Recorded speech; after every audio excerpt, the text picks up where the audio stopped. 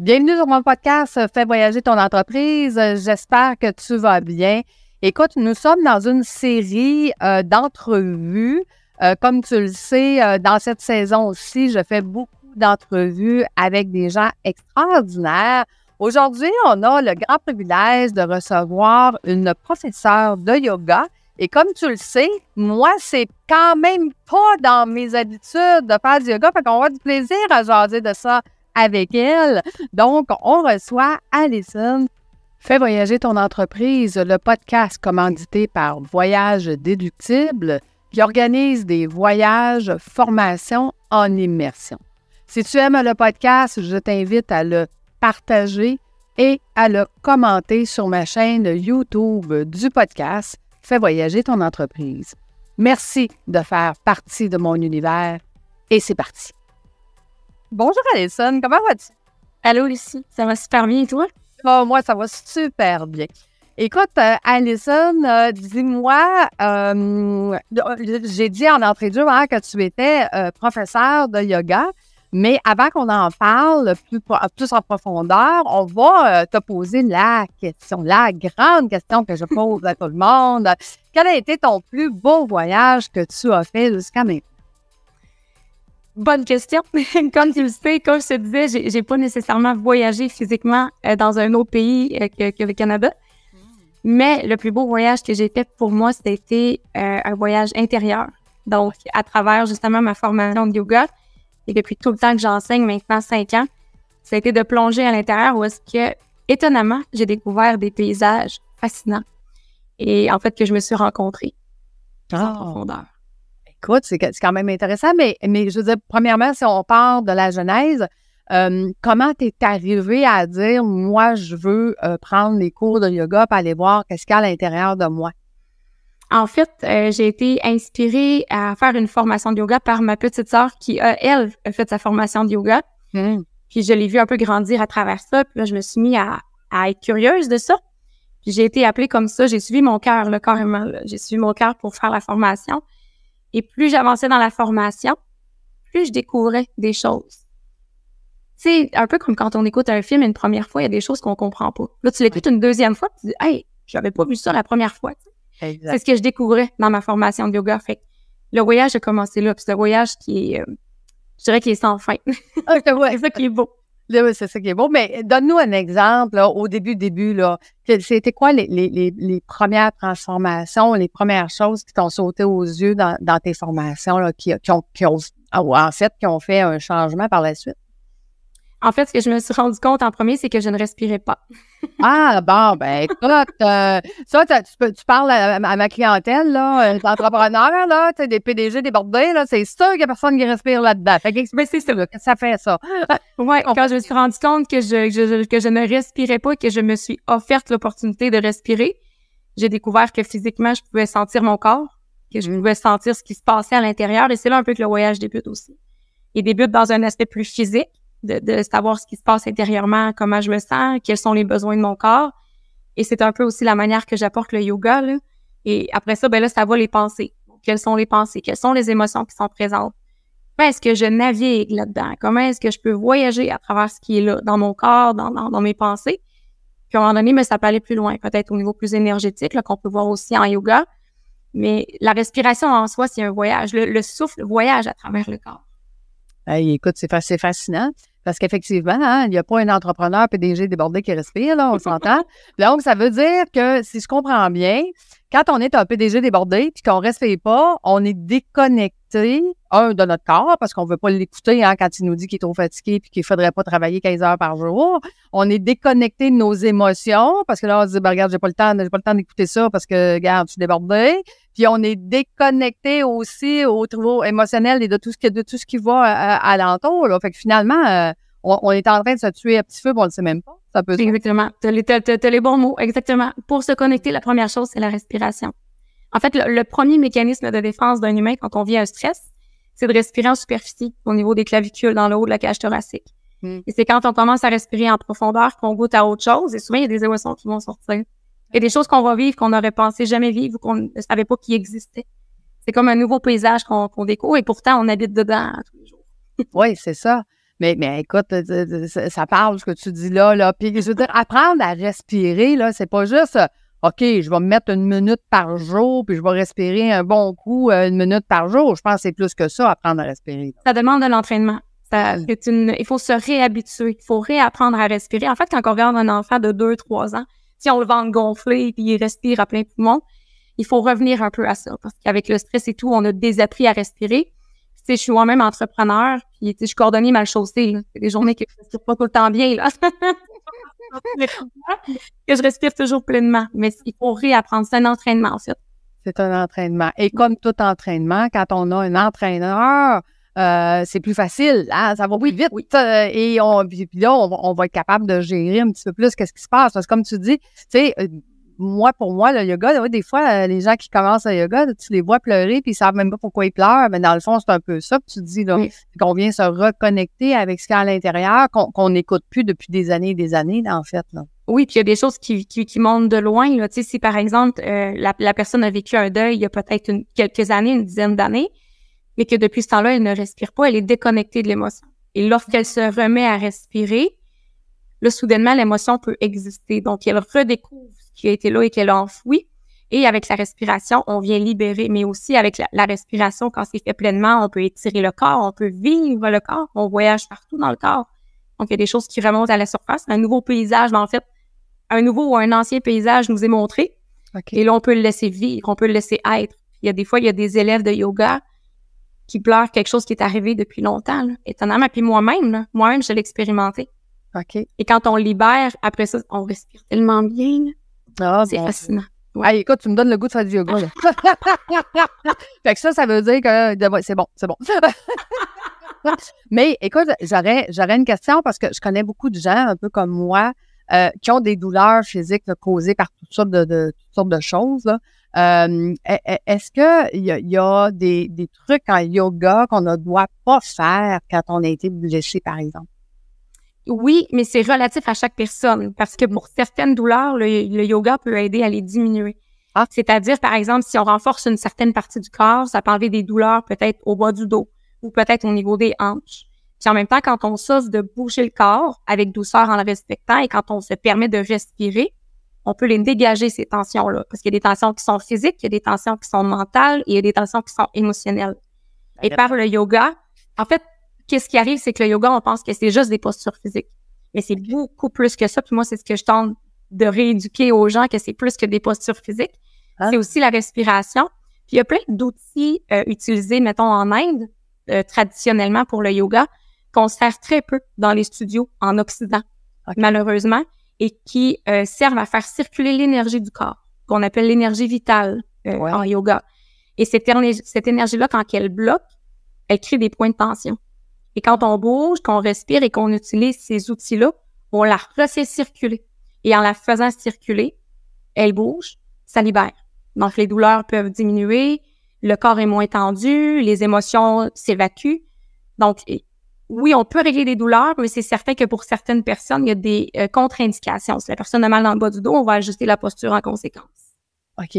Fait que tu es en train de me dire que, tu sais, mettons, moi, je pense à tous les entrepreneurs que je connais, là, qui disent, bon, ben j'ai mal partout parce que je travaille trop. Fait qu'ils pensent que la douleur, c'est juste physique parce qu'ils prennent pas soin de leur physique. Mais en fait, ce que tu me dis, c'est qu'il y a certaines douleurs que ça vient peut-être émotionnel ou est-ce que là, on a tellement trop plein en dedans qu'on n'écoute pas, hein, parce qu'on respire plus. Fait que, donc, puis ça peut devenir de là, ces tensions-là, et que ça n'a aucun rapport avec, parce qu'on en voit des gens, là, des fois, ils disent, ben, pourtant, je m'entraîne, puis j'ai même mal. Fait que ça vient d'ailleurs. Oui, ben en fait, ils appellent ça les causes psychosomatiques. Donc, c'est pas nécessairement dû à l'alimentation ou au fait qu'on s'est blessé ou quoi que ce soit. Ça peut être justement émotionnel. Ça peut être quelque chose qu'on sent intérieurement, puis finalement, ça développe une certaine maladie. Mais bon, ça peut aller avec certaines croyances de certaines personnes. C'est pas tout le monde qui va croire au psychosomatique, mais ça existe et de plus en plus, on en parle du psychosomatique.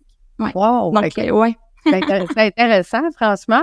Fait que toi, dans le fond, c'est un peu ça que tu fais. Tu accompagnes maintenant les gens à comprendre qu'est-ce que c'est toutes ces techniques-là, puis les bonnes façons de faire, les bonnes façons de respirer, puis de se réhabituer, comme tu dis. Exactement.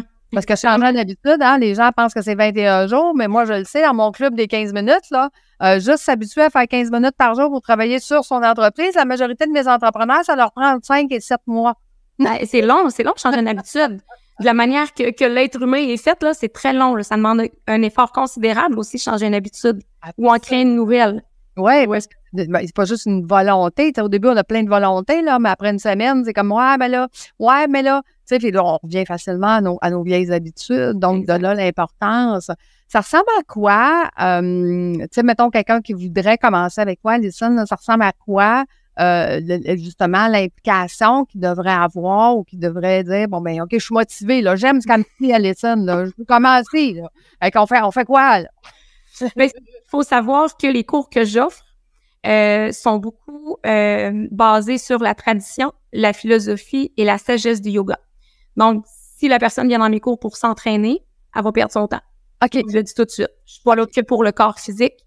Je suis là pour le corps physique, le corps énergétique et aussi, en fait, pour les aspects physiques, énergétiques et spirituels. Donc, mon yoga est très, très global. Exactement. Ouais. Donc, la personne qui vient dans mes cours durent à peu près 1h15. Okay. Donc, idéalement, je suggère de les faire au complet parce que chaque section de mes classes sont importantes. Autant le plus difficile qui est la détente à la fin quand on est couché sur le dos. C'est la posture la plus importante parce que c'est là qu'on intègre tout ce qui s'est vécu dans la pratique et tout ce qui a été enseigné. Donc, tout ce que je vais dire. Et souvent, les personnes n'arrivent pas à rester couchées et c'est tout à fait normal. Mais ça, je l'apprivoise avec mes élèves. Puis je les aide parce qu'en plus des cours de yoga, j'accompagne aussi. Je suis pas juste là à donner un cours puis je disparais après. J'accompagne chaque élève durant toute une session. Okay. Donc, la personne peut s'engager. En ce moment, j'offre 4 cours par semaine. Donc, la personne peut s'engager pour 1 cours, 2 cours, 3 cours ou 4 cours à son choix. Okay. Et c'est ça. C'est environ 1h15 chaque classe. Puis, je dirais que la personne doit s'engager à vouloir prendre soin d'elle. Et s'apporter plus de douceur parce que j'enseigne beaucoup à des gens qui ont un horaire chargé, qui n'ont pas de temps, des personnes que c'est extrêmement bruyant à l'extérieur et tellement bruyant qu'ils n'arrivent plus à entendre ce qui se passe à l'intérieur. Ouais. Moi, j'amène à terre ce qui se passe à l'extérieur l'espace d'1h15 à peu près pour revenir en dedans. Et c'est dans cette connexion-là avec la respiration, avec le corps et tout ça que les gens redécouvrent. « Hey, moi, j'aimais ça, les fleurs. » Moi, j'aimais ça prendre des photos. Pourquoi je le fais plus? Wow. Fait qu'on vient créer un espace à l'intérieur où est-ce qu'on peut voyager un peu plus. Donc, cet heure-et-quart-là permet à la personne de voyager pour revenir vers elle, pour se retrouver, pour redécouvrir ou découvrir qui elle est. Donc, la personne doit s'engager à ça. Fait que oui, c'est sûr que dans mes cours, il y a une portion physique. Fait que c'est sûr que le lendemain, tu peux être traqué de mon cours. C'est normal, dépendamment du choix de cours. Parce qu'il y a des cours plus actifs, des cours beaucoup plus doux. Fait que la personne va quand même travailler physiquement, mais tu viens pas dans mes cours pour avoir un six-pack. Ça arrivera pas. Ah, je comprends. C'est pas la base. C'est pas le socle de ce que j'enseigne. Wow, vraiment fascinant. Écoute, moi, tu m'apprends plein d'aspects de yoga que j'aurais jamais imaginé. Là. Tu sais, dans ma tête, c'est on fait le bonjour au soleil ou je sais pas quoi. Là. Oui. C'est comme, tu sais, pour moi, du yoga, c'est ça. Tu sais, on va faire des pattes dans l'air, puis les bras dans les airs, puis ça va bien. Mais non, c'est autre chose. C'est vraiment fascinant, intéressant. Puis tu vois, justement, tu dis les bras dans les airs et tout, puis souvent, le yoga est associé à ça, des acrobaties. Ouais. Tu sais, les pieds dans les airs, sur les mains, les pieds en arrière de la tête. Puis moi, étant donné que j'enseigne en ligne, je dois m'assurer que mes cours sont sécuritaires pour mes élèves. Donc, il n'y a pas d'acrobatie dans mes cours. Et je suggère toujours, en fait, j'oblige toujours à respecter le corps et à pas aller dans la douleur ni au-delà de ses limites. Okay. Il y a toujours une manière de se positionner entre l'effort et le confort dans la pratique. Ce qui fait que la pratique est sécuritaire et les gens ne sortiront pas blessés de mes cours. Ouais, c'est intéressant aussi. Oui, ben tu sais, on a entendu plein de choses, justement, là, tu sais, des yoga chauds, où est-ce que les gens se rendent même pas compte parce que le muscle est tellement chaud qu'il le déchire. Exactement. C'est des choses comme ça, fait qu'il y a tellement de choses qu'il faut pas faire. Fait que dis-moi, si on revient à ton voyage intérieur, fait que toi, de prendre ces formations-là, c'est là que tu as découvert, en fait, ta passion, c'est ça? C'est ça qui a émergé? Oui, ça a été même de voyager à travers toute cette tradition-là du yoga, de découvrir, parce que ça existe depuis des millénaires, là. là, je vais sortir une date, mais c'est plus ou moins, là, mais c'est 3500 ans avant Jésus-Christ, là, que le yoga est arrivé puis que ça s'est développé avec les stages yogiques. Donc, j'ai voyagé là-dedans aussi, dans leur tradition, dans leurs valeurs.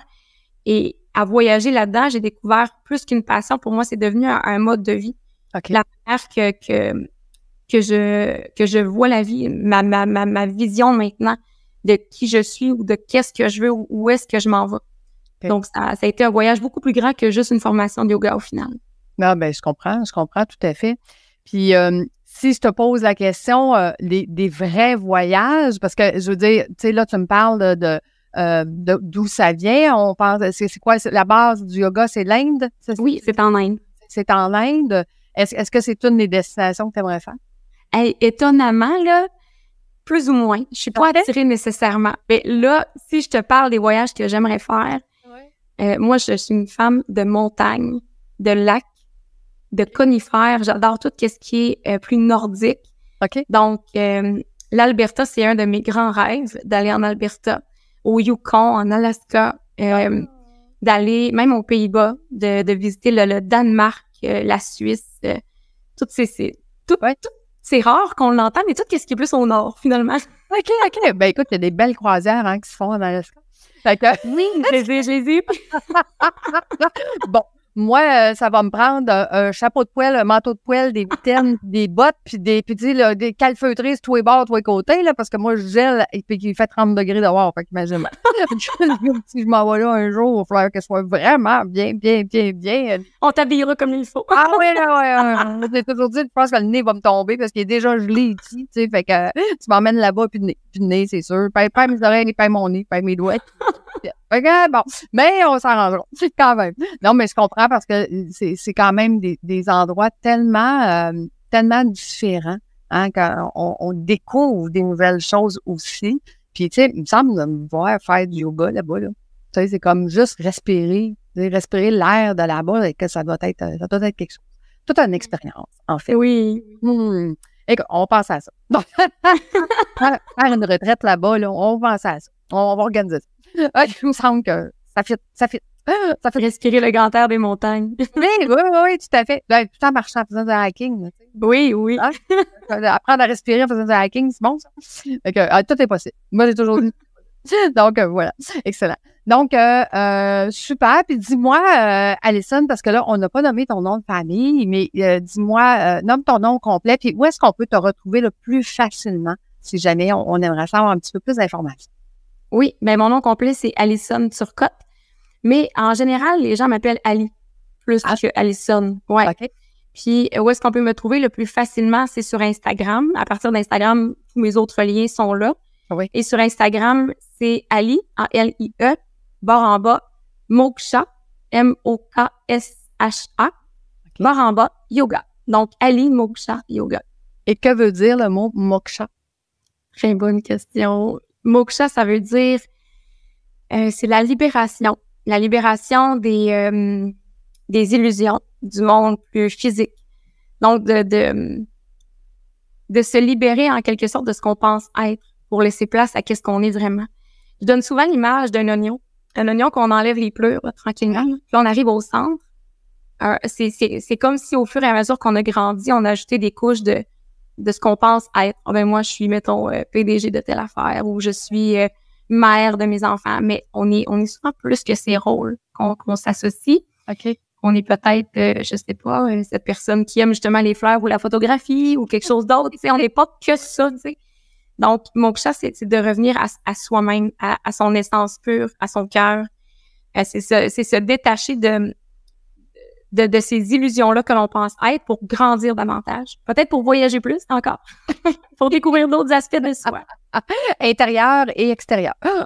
Oui, exactement. On va faire les deux, nous autres. On va aller voyager à l'intérieur, mais dans un voyage extérieur. Oui. Ça, c'est l'idéal. Donc, si on fait juste rappeler comment on écrit le mot moksha. M-O-K-S-H-A. Excellent. Donc, sur Instagram, tous les autres liens sont là. Oui. Fait que je suppose qu'on peut te retrouver après ça partout, là, que ce soit. Oui, sur Facebook, site web. Oui, c'est ça. Donc, écoute, un grand merci. C'était savoureux de te recevoir. Pour moi, c'était, moi, quand je découvre des nouvelles affaires, puis que tu comme, moi, j'ai toujours dit, si moi, je suis passionnée de ce que vous dites, puis j'ai le goût de le faire, ça veut dire on vient au moins dans la une. J'ai le goût de m'inscrire. C'est bon, mais peut-être qu'on va se voir dans une classe de yoga. Écoute, jamais. Bon, c'est un peu plus compliqué quand je pars la moitié de l'année, là, mais tout est possible quand même. Hein? Fait que c'est pas parce qu'on a PDG débordé qu'on n'a pas de temps, c'est qu'on prend pas le temps. Donc, faut prendre le temps. Mais oui, c'est pour ça. Et Alison sera là pour nous accompagner. Donc, un grand merci. Merci d'avoir été là. Puis, on dit merci aux auditeurs. Merci d'avoir été avec nous, de nous avoir écoutés jusqu'à la fin. Puis abonnez-vous à nos Instagram. Donc, que ce soit celui d'Alison ou le mien. Vous êtes les bienvenus. Puis on partage notre amour, notre passion dans nos médias sociaux. Fait que donnez-nous un petit peu d'amour, des commentaires, puis des likes. Ça fait toujours du bien. Puis ça fait toujours plaisir de voir Jazette. Donc, on se dit à bientôt. Merci Alison. Merci.